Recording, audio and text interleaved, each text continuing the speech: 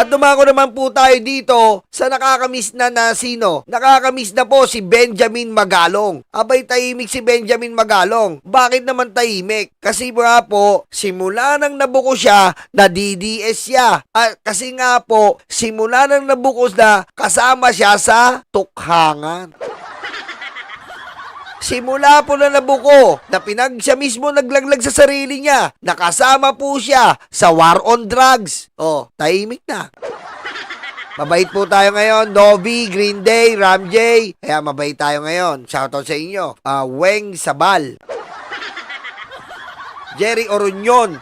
Ayan, shoutout sa inyo. Ito na. Leon Leviste said that I think he has files and documents from Cabral, no? And what I read is the allocables are in Cabral's files and he needs the DPWH permission to release them. What is the system there? You don't need permission. All of that is black and white. Yes. Tama tayo. Iba tong nakuha ko. Eto muna tayo. Mali pala yan. Panguling video yan. Yusek Claire Castro, sinabing DDS in Baguio, Mayor Magalong.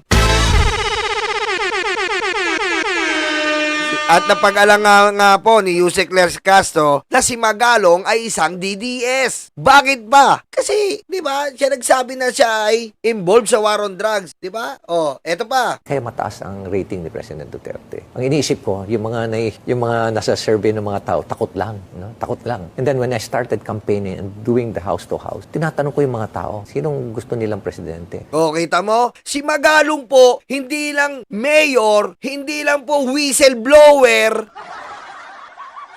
hindi lang po pinakamalinis sa ibabaw ng mundo, ang daming trabaho ni Magalong. Ang dami po trabaho ni Magalong. Pero mo dito naman po, surveyor siya. Tinanong niya, para siyang maladingdong Dantes. Ha? Tinanong ko, ang 1,000 residente.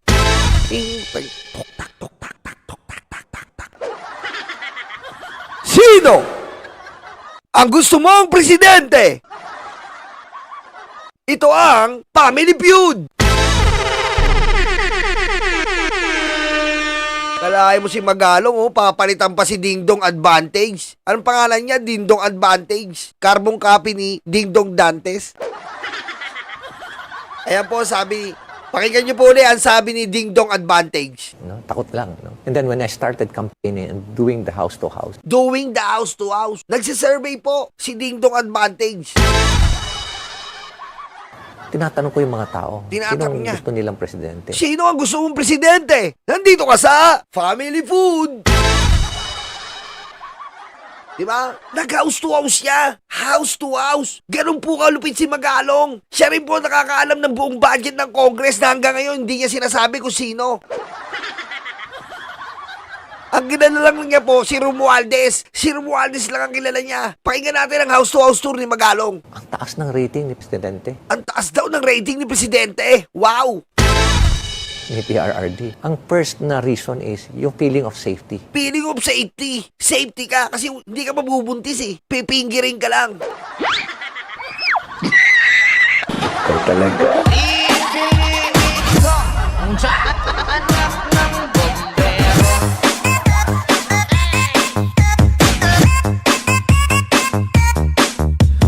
Guo 出席习近平。 Lucy Sia, Chinichako, Joby, Cristina Lacueta, shoutout sa inyo, BMB. Lumina Sushi, shoutout. Pati yung mga madre. Nakita Ito na, pati yung mga madre. mo naman kung papaano kumisan na dinidisrespect na ni PRRD si Pope. No? Pati nga yung Panginoon natin. No? Dinidisrespect na niya. Pero may nakakusap ako mga madre. Oh. Sabi ng mga drafter, Duterte kami. Duterte kami, kita mo. Ay, yung sinasabi ni Yusek Claire eh. Walang nangre-rape sa madre. Merry Christmas and ang Happy New Year sa lalong gumagwapong host ng Bengador Boss Nyolo. Lagi ko din naabutan yung live mo. Back to work na ako, replay na lang po later. Salamat, The Family of 9. Thank you, the family of 9. Ingat po sa work. Tignan mo, si Magalong. Akalain mo yon, nakuha niya yung narrative. Safe daw. Sabi ng mga madre. Safe talaga yung mga madre. Walang nangre-rape sa madre. And tinatanong ko sa bakit yung feeling of safety na kahit anong oras uuwi ka, safe na safe ka. Unlike in the past na dadaan sila sa eskinita, takot na takot sila dahil marami nakahubad, may mga drug addicts. And during that time, involved na rin yung mga ibang PNP personnel. Meron Ang galing, no? Tahimik. na rin tayo mga narcopolitics at mga maralaking mga well-known businessmen na involved na rin sa drugs. Kaya nakakatakot ang situation nun eh. Kaya more of the safety issue sa tingin ko. Yeah. Oh, yan po si Magalong. Ngayon, kaya ko lang po nireact yan kasi nga po, nakakatawa si Magalong. Ba't yung nakakatawa Magalong? Bumalik tayo Magalong. Napaka-maepal mo. Bakit yung rock netting nasa tabi mo ha? Nasa tabi mo ang rock netting. Ha? Nasa tabi ni Magalong ang rock netting, hindi niya po ma-expose. Pero, sa Kongreso, expose siya. Sa mga flood control, expose siya. Pero yung rock netting, walang expose. Yung ginawang fishnet. Ha? Alam mo, Goblin, hindi ka makakalusot sa amin. Ang tahimik mo eh. Diba? Ang tahimik mo, Goblin. Ba't hindi mo in-expose, Goblin? Oh. Diba? Ang dami yung mga representative o mga sugo ng impaktong kurduroy ng betlog na si Duterte ang lumalabas ngayon. Isa ka na doon, Magalong. O ngayon, ba't tatay-tahimik ka? Anong petsa na nag-ICI ka na? Nasa na yung sinasabi mong 88888? 7777 99999. Karera yun. Wala pa rin. Nasa na yung tennis court mo? Oh, nung nasapul ka ng tennis court, tahimik ka. Nung nasapul ka ng war on drugs, tahimik ka. Oh, kasi nga, kilala mo na si Eric Yap, si Pulong Duterte, ang may pakana niyan. Kaya hindi mo ma-expose. Kaya hindi mo masabi. Nandun na yung presidente, katabi mo na ang presidente, ba't di mo sinabi si Eric Yap at si Pulong Duterte? Oh, okay, tahimik kayo. Oh, ano? Dahil si Bongbong Marcos pa rin ang presidente. Kahit anong gawin nyo, si Bongbong Marcos pa rin ang presidente. Oh, kahit anong pagtutulong nyo, Chabit, asaldi ko. Oh, yan ang sinasabi ko sa inyo eh. Oh, uubusin kayo ng Pangulo lahat. Kahit cabinet member, pinsan, senador, kahit ano kayo. Basta sinabi ng Pangulo, uubusin kayo. Kaya nga sinabi ko sa inyo, alam ko narinig nyo na to sa akin. Sinabi ko sa inyo, almost 10% na lang pinagtitiwalaan ni Pangulo sa kanyang gabinete. Sinabi ko na sa inyo yan. Ngayon, nalalaman nyo na kung bakit. Ha? Alam nyo na kung bakit ngayon. Oh. Ngayon, Magalong, tahimik ka. Oh. Dito tayo, sa bagong sugo ng mga DDS. Silibiste naman. And what I read is the allocables are in Cabral's files and he needs the DPWH permission to release them. What is the system there? You don't need permission. All of that is black and white in the Freedom of Information Act. All you Yes. have to do is request the papers, and it's there. Yeah. She approves everything. You can see a pattern of where it was put. You can see the pattern of 36 billion, I think, in rock netting for Benguet alone. Oh, Magalong, 36 billion hindi mo nakita sa Benguet. Ha? Eh, ba't si Romulia nakikita niya yung 36 billion sa Benguet? Ikaw hindi mo nakita yung 36 billion sa rock netting. Over exactly where she jumped is where the rock netting that cost 4 times the amount of what it really cost. Oh, kita mo? Yan ang sinasabi ko sa inyo, Magalong. Bago ka kumuda, dumaldal, kitang-kita mo na si Cabral nga eh. Tinitignan niya sa huling sandali kung si Cabral yon. Kung nagbibigay siya ng senyales, kung si Cabral yon. Tinignan niya sa huling sandali yung rock netting. Eh, ikaw kapitbahay mo lang, hindi mo nakikita yung rock netting. you She serious? 4 times. No, but in that spot where she committed Yes. suicide, Yes. nandun yung Yes, netting on top of project. that, andun yung rock netting, which Oh, Magalong, di mo nakikita yon? Ha? Ba't si Cabral kitang-kita? Alam mo yan eh. Oh, hindi mo masabi kasi nga, ayaw mo maapektuhan ng mga Duterte, DDS. the Mayor Magalong totally, and the President is totally disgusted with. Ang base price ng rock netting is 3,200 per square meter. They were charging 12,000. Yeah. 12,000. No, but it means she is familiar with that spot. She is familiar. She goes to Baguio often. She was the beneficial owner of the Ion Hotel. Yeah. She would stay there often. She knew everything that's going on. Kumbaga, ang dami na niyang na-insert or mga proyekto sa Baguio. Sa Kasi Benguet area. sa Benguet, ang tanong ng tao yan eh, who's going? Ang tanong lagi, bakit siya uupo doon? Yun ang tanong, ba't doon? Sila kasi gumawa nun eh. She's so familiar with the territory. If I'm not mistaken, the congressman in charge of Benguet was Eric Yap. Oh, aray ko! Oh, eto po kasi yan eh. Alam ko na malawak ang utak nyo. Ganito lang po yan. Kapag magpapalit po ng presidente, papalitan lang yan, sekretary. Ngayon, eto pong si Cabral, matagal na po yan, 11 years. 11 years po si Cabral. Alam niya na ang pasikot-sikot at tinutuloy-tuloy niya ang sistema. Sa sistemang yan, nung appropriation si Eric Yap,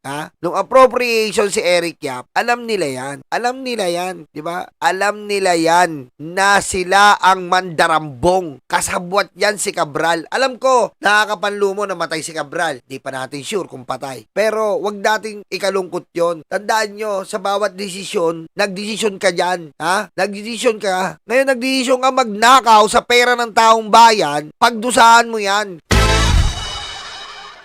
Diba? Ganito yan eh. Yung hotel, ang beneficial owner niyan ay ang tingin namin, si Yusek Cabral. Oh. Because it is named after her very, very good friend, okay? Who does not have the capacity to buy such a hotel. Okay, Oh. a man. Yes. Okay. Oo. Okay. And it was bought by the assistant of Eric Yap, who does not have the capacity to buy such a hotel either. Okay. Kita mo? Oh. Na kay Cabral, binili sa pangalan nung lalaki na pinagkakainin nila ang kabit. Lagi na lang ang kabit. Ngayon, pinasa naman kay Eric Yap. Pero hindi direkta kay Eric Yap. Sa isang kaibigan naman ni Eric Yap. Dahil si Eric Yap ay hindi pwedeng bumili. So you must surmise that the beneficial owners of the source was Cabral, and then the one who purchased it was Eric Yap. Mr. Yap. You have to know that Mr. Yap has this big estate, a very impressive estate in Benguet. Oh. It's like it's like you're in another country, and he built it, and it's fantastic, and he built it up. So he is a native of that area, or not a native, at least he is a congressman of that area, and he Okay. develops things there. Oh, yan. Ayan po sabi ni Remulla. Kasi po, si Eric Yap po, kung maano ko lang sa inyo, ayan po si Eric Yap. Si Eric Yap po ang appropriation. Gaya po ni Saldico, Gaya po ni Saldico. Oy, pare Bini Road, pare. Shout out, miss you. Si Eric Yap po ang appropriation. Ito yan, yung kumag na yan. Siya po ang naging House Appropriation Committee since March 2020. Pare Jason Reyes, shoutout pare. Oh, siya po yan. Ngayon, hindi po tatagos, kagaya ni Saldico, ang mga pera kung wala sino? Si Eric Yap. Noong panahon po ni Digong. Diyan po nag-umpisa ang almost 11,000 plus flood control, tandaan nyo. Ngayon po, noong 2025, 5,000 lang yon. Yung 11,000 flood control, grabe po, sino nakinabang doon? Oh, di ba? Ngayon, eto po. Yan. Eto, si Eric Yap, nasa dulo. Eto si Rock Netting.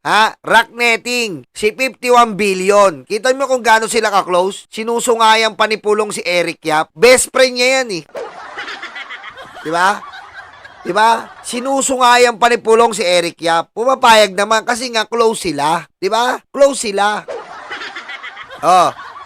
Eto Ito naman, si outgoing speaker. Tandaan nyo po, etong si outgoing speaker, diyan po nagsimula ang small committee. Okay? Dito po kay outgoing speaker Cayetano, diyan po nagsimulang small committee. Ano po ba yung small committee? May BICAM po. Sa BICAM po, natapos yung budget. Pero sa Kongreso, meron yang proposed budget na ginagawa sila diyan. Pero meron pa po diyan ginawa si Cayetano na small committee. Diyan po kinarne ni Eric Yap ang pera ng taong bayan nung panahon ni Digong. Kaya po nakakuha si Pulong ng 51 billion dahil si Eric Yap po, the best friend niya, ang umasikaso. Ngayon, bakit tayo umaatras? Umaatras po tayo kasi po para makita nyo po ang ugat bakit tayo nagkakaganito. Sa pangunguna po ni Eric Yap, appropriation, sa pangunguna po ni Cayetano na small committee, sa pangunguna po ni Cabral, sa pangunguna po ni Cabral na sa pangunguna po ni Cabral na DPWH Undersecretary, siya po ang nakakaalam kung sino ang pinagbibigyan ng pera. Siya rin po ang nag-aalok gaya ng ginawa niya kay Tito Soto na in-expose siya, gaya ng ginawa niya kay Lacson na in-expose siya, na nag-aalok siya ng 500 million kay Senator Tito Soto at tinabla siya. Yan po ang ginawa nila. Ayan po magkakasabwat na yan. Diba? Ang daming lumalabas ngayon. Ikumpara nyo ang mga nakuha ng congressman na pinakamalalaki sa nakuha ni Pulong na 51 billion. Ikumpara nyo kay Pulong. Ganyan po kalala ang kapal ng mukha niyan para magsabi siya na wala daw po siyang ninakaw. Napaamin na ni Cabral Napaamin ni Terry Ridon si Cabral na meron talagang 51 billion. At kahit, tandaan nyo to at kahit po, hindi ka mag-iisip, marirealize mo. 2019 pandemic, 2019 pandemic, 2020, paano magre-request si Pulong ng ganong kalaking halaga? Nasa pandemic era po tayo. Wala kang gagawin doon kundi magkulong. Wala kang gagawin doon, Wala kang gagawin doon kundi iligtas ang buhay mo. Pero bakit? Si Pulong nakakuha ng bilyon-bilyon noong 2020. Kasi po ang controversial na 51 billion ay composed ng 2020, 2021, 2022. Paano yun? Basahin natin isang article ni Ian.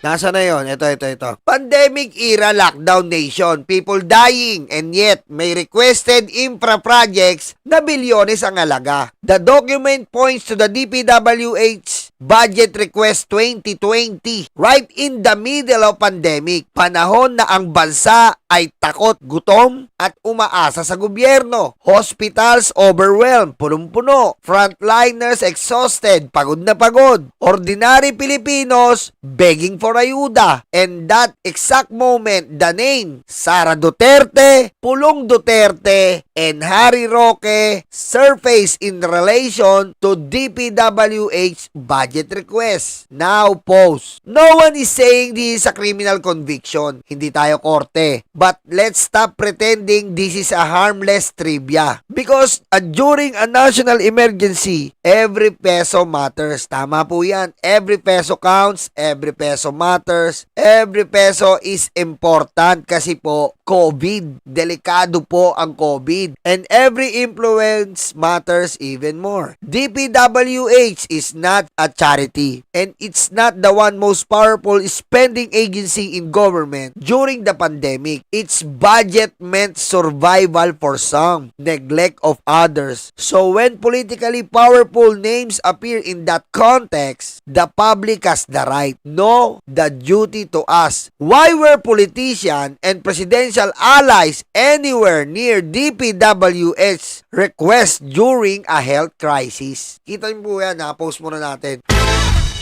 Kundi ba naman demonyo si Pulong? Mamaya na tayo kay Sara at saka kay Harry Roque yung kupal. Kundi ba naman demonyo si Pulong? Pandemic ka, nag-request ka ng bilyon. Kasi po, Ayan pong ano ni Pulong. Ang pinaka-request ni Pulong nun, ito po, pakita ko sa inyo ha. Ayan o. Hindi ko makita kung kailan yung ano sandali lang ha. Hindi ko, hanapin lang natin kung kailan mo, unahin natin yung 2020, nung hindi pa malala yung yung malalang pandemic. Yung 2020, 2020, ito. Ito po ha. Ito po yung kakupalan ni Pulong. Noong 2020 po, ayan, noong 2020 po, si Pulong po, pandemic, nag-request po ng 13 billion. Ha? 13 billion po. Kasagsagan po ng pandemic. Saan mo gagamitin ng 13 billion? Ganun po kakupal yan si Pulong. Isipin nyo, tayo, namatayan na. Namatayan ako ng mga kaibigan sa COVID Dahil wala ngang pang-ospital. Wala ngang panggamot. Pero merong isang congressman na kupal sa Davao, sa 1st District, isang distrito lang po, 13 billion sa panahon ng pandemic. Paano mo magagawa yon? At sinong magtatrabaho sa panahon ng pandemic na yon na gagawa ka pa ng flood control? Yan po ang questionable yan, di ba? Hindi lang sa pera, sa motibo. Anong motibo mo? Ba't nag-request ka ng 13 billion sa panahon ng pandemic? Miski yung magtatrabaho dyan, maaalanganin. Wala siyang ginawa dyan, kundi binulsa niya. Binulsa niya. Bakit nakalusot? Dahil kay Eric Yap. Nakaibigan niya. Paano na-aprobahan? Dahil kay Cabral. Nakasabot nila. Sino nag-backup? Siyempre, nandito sino nag-backup? Yan ang nag-backup. Speaker Cayetano. Yan po yan. Kaya huwag kayong palilin lang. Huwag kayong palilin lang na hindi nila dinadivert para hindi mahuli si Pulong Duterte na animal. Diba? Okay lang po sana Isang congressman na maayos, isang congressman na laging nasa kongreso, isang congressman na gumagawa ng batas, hindi. Isang congressman na tamad, isang congressman na wala man lang tantos na pumasok sa kongreso, isang congressman na inuuna pa ang paggagala, isang congressman na inuuna pa ang pag-iyot sa mga babaeng puta. Patayin mo si BBM. No joke.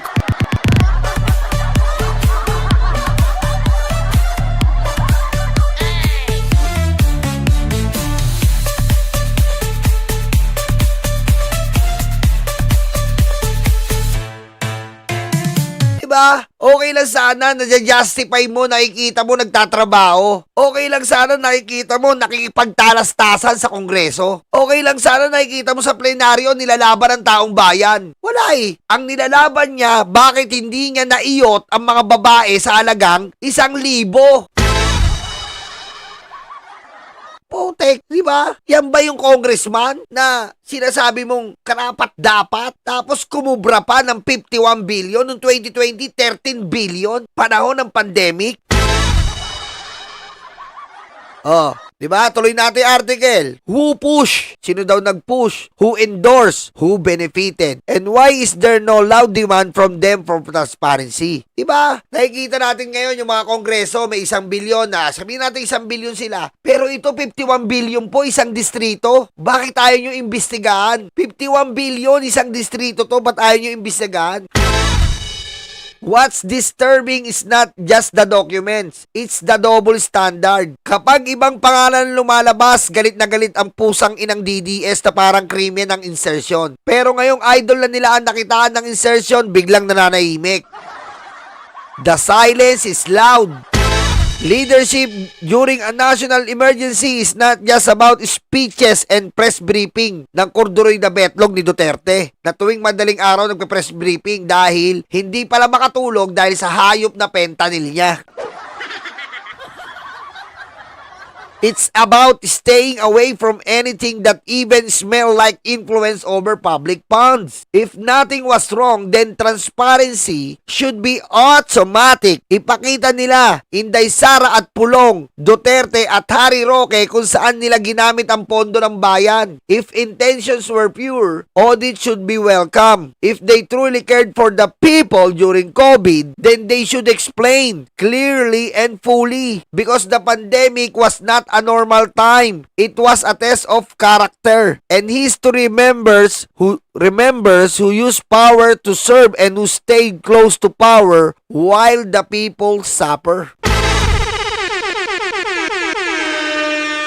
Napakagandang article po nito. Kailangan ba nung pandemic tayo lang ang naghihirap, sila nagsasarap? Hindi natin alam na mamatayan na tayo. Hindi natin alam na nawawalan na tayo ng hininga. Hindi natin alam na uubos na yung pamilya natin. Sila, binubulsa lang pala yung 13 billion. Pipila ka sa ayuda, wala pa pangalan mo, nakikipag-away ka pa sa chairman. Pipila ka sa ayuda, di ba? Makukuha mo lang 3,000, masaya ka na. Yung pala sila 13 billion. Pupunta ka sa Pure Gold para may pagkain yung pamilya mo. Pipila ka doon, halos maligo ka ng hayop na alkohol. Sila, binubulsa lang. Ang pera natin, safe na safe ang buwakan ng ina. Diba? Oh. Tapos ngayon, palulusutin nyo dahil kaalyado nyo? Hindi ganon. Hindi ganon. Kailangan managot ang dapat managot. At hindi natin dapat palampasin tong 51 billion na to. Kailangan masoli ito. Diba? Katulad ng Pangulong Bongbong Marcos. Yung mga kontraktor nagsusoli. Si Digong ba? Anong ginawa niya? Napagsoli niya ba yung mga magnanakaw? Kasabwat pa siya. Oh, tama. Pag OFW, wala kang ayuda. Yung pamilya mo, kinakabahan ka pa. Kung buhay pa ba sila? Kung nakakain pa sila? Yung iba, wala talagang trabaho. Nasa bahay. Kung maubusan ka ng pera, aasa ka sa hayop na ayuda, na puti kung iisipin mo ngayon, wala pang sobrang kulangot pa ng kulangot. Diba? Parang butil ng kanin na dinivide pa sa 18. Ganong kaliit yung ayuda na yan.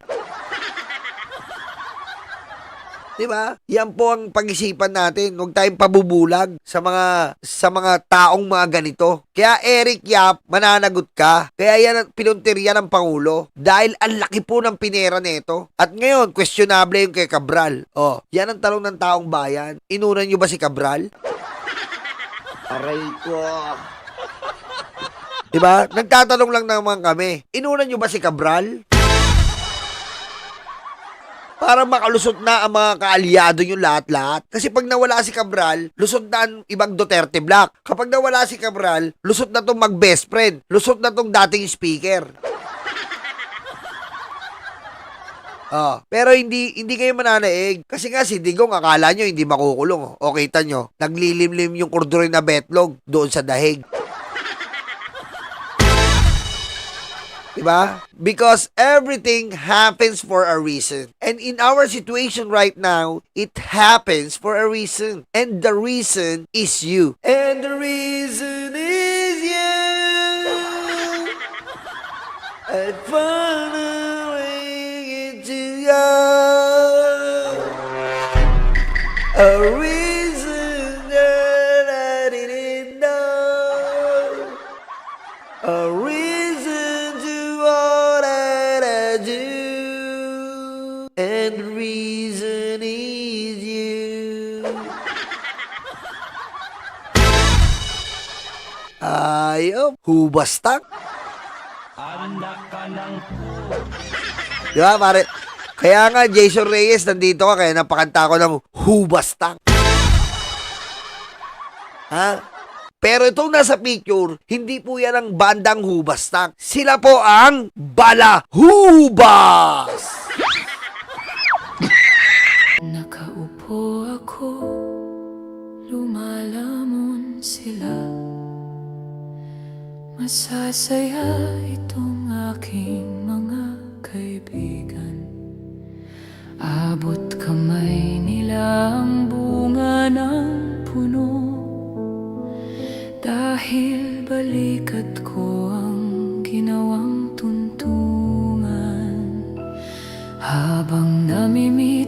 mas lalong natatakam. Sila'y para bang wala ng kabusugan. Kahit alam nilang mayroong mga langgam, at ang aking paa ang siyang inuupakan. Nais ko nang magpahinga, marami na akong nagawa at natulungan. Ako'y labis na nag-aalala, baka ang puno ay tuluyan ng maubusan ng bunga. Nakaupo ako, nagbabantay sila. Ang mga aso ko'y laging maaasahan. Hindi ko lang alam ang binabantayan. Ito bang puno o itong aking upuan? Itali ko kaya sa bahay ng langgam? Maglilingkod ba o maghahari-harian? Masasagot lamang ang malaking tanong kapag ako ay nawala na ng tuluyan. Nais ko nang magpahinga, marami na akong nagawa at natulungan. Ako'y labis na nag-aalala, baka itong mga aso ay maulol at magwala.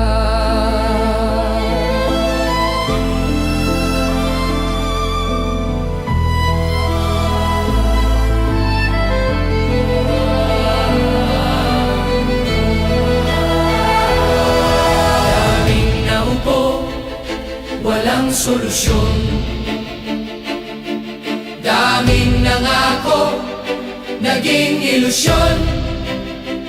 Ikaw ang sagot-sagot sa aming tamong-tamong. Ikaw ang boses sa aming bulong.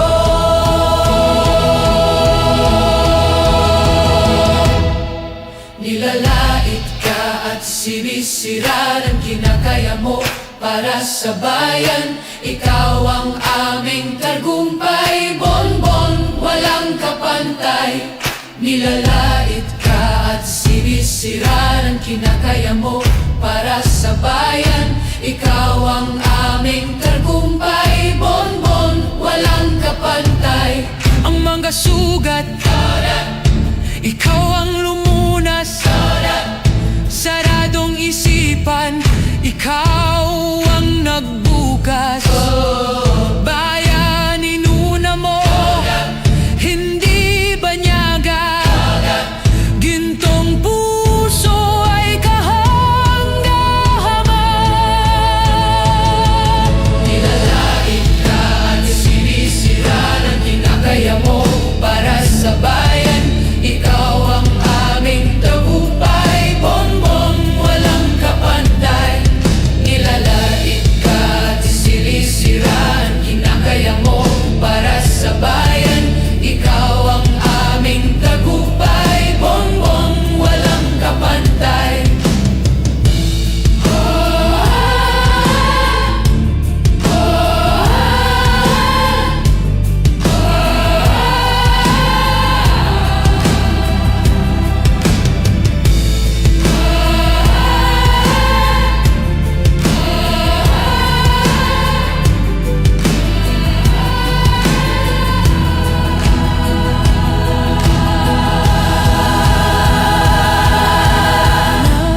Nais ko nang magpahinga, marami na akong nagawa at natulungan. Ako'y labis na nag-aalala, baka itong mga aso ay maulol at magwala.